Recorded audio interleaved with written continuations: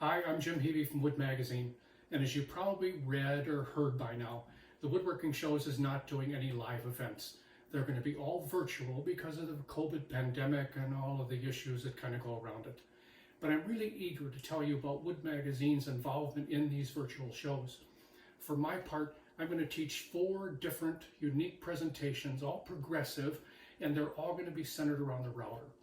In the first one, we'll talk about the number of different routers out there and the sizes and things and what to look for if you're buying a router.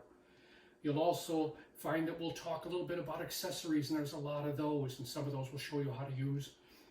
Also, there's router bits, and you know there's a number of them.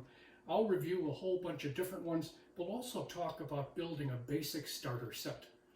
I'll also take you to the router table, and I want to show you how to set it up correctly and use that to your best advantage.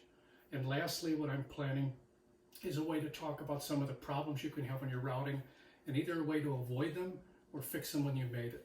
So that's my plan for this first presentation.